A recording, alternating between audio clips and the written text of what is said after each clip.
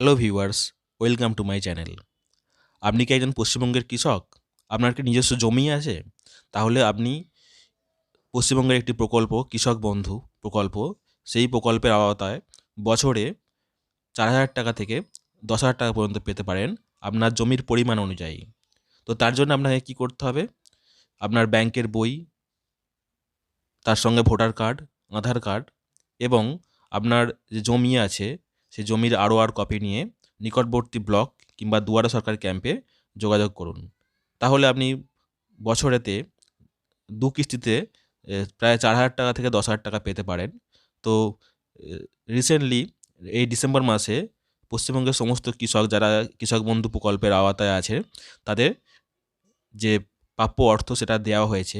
তো আপনি যদি না পেয়ে থাকেন, অতি সত্বর আপনার নিকটবর্তী ব্লকে যোগাযোগ করুন আপনার সমস্ত ডকুমেন্টস নিয়ে। হয়তো কোথাও একটা কিছু ভুল আছে, তার জন্য আপনার অ্যাকাউন্টে টাকা ঢুকছে না। তো সেটা আপনি কিভাবে চেক করবেন? আপনি বাড়িতে সহজেই বসে চেক করতে পারবেন যে আপনার টাকা ঢুকেছে কিনা।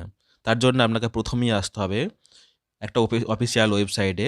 সেটা হচ্ছে, লিখবেন গুগলে গিয়ে কৃষক বন্ধু স্ট্যাটাস চেক, কৃষক বন্ধু স্ট্যাটাস চেক।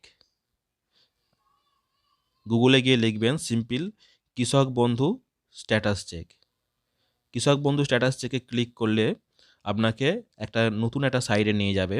সেটা হচ্ছে কৃষক বন্ধু .net। দেখুন, একটা অফিসিয়াল সাইটে চলে আসছি, পশ্চিমবঙ্গ সরকারের কৃষকদের একটা সাইটে, কৃষক বন্ধু .net। এই সাইটে আসবেন। তারপর সিম্পলি এই সাইটটাতে ওপেন করবেন। ওপেন করলে একটা এরকম ফন্ট আসবে, যেখানেতে অনেক কিছু তথ্য দেয়া থাকবে। যেখানেতে অনেক কিছু তথ্য দেয়া থাকবে। তার মধ্যে হচ্ছে আপনার কৃষকের সম্পূর্ণ তথ্য এবং ফোন নাম্বার, হেল্পলাইন নাম্বার দেয়া থাকবে এবং তার সঙ্গে কারা কারা কৃষক বন্ধু প্রকল্পের আওতায় আসতে পারবে সেই সমস্ত তথ্যগুলো এখানে দেয়া থাকবে।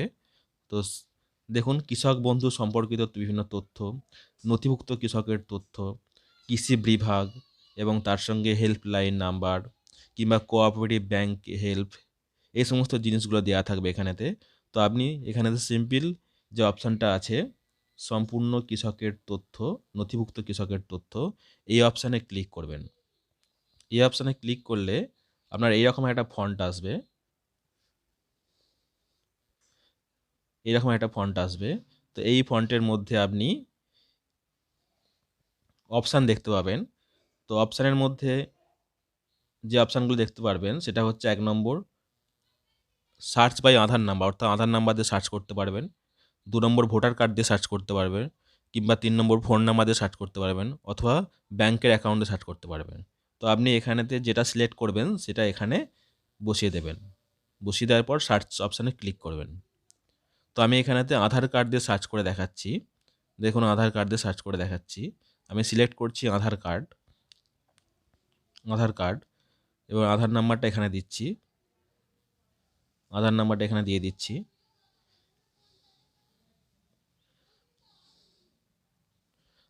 আধার নাম্বারটা পুরো দেওয়া হয়ে গেলে তারপর আমি যে সামনে যে চেক বক্সটা আছে, I am not a robot, ওখানে ক্লিক করে ক্যাপচাগুলো সিলেক্ট করব, সিলেক্ট করে নেক্সট করব। নেক্সট করব। এরপর আমি নেক্সট অপশানে ক্লিক করব, ভেরিফাই করব।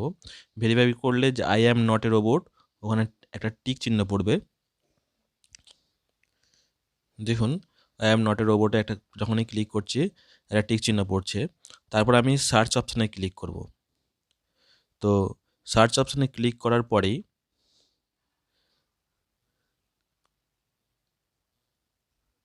সার্চ অপশানে ক্লিক করার পরেই আপনাকে যে কৃষকের যে সম্পূর্ণ যে তথ্য, সেই তথ্যটা এখানে দেখাবে, শো করবে। কৃষকের যে সম্পূর্ণ তথ্য, সেই তথ্যটা এখানে শো করবে।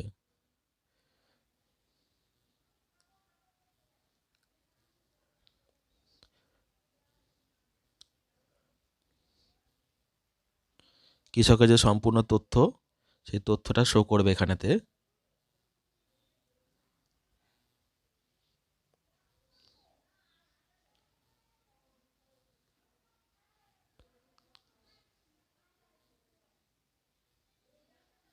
কৃষকের সম্পূর্ণ তথ্যটা এখানে দেখাচ্ছে দেখুন।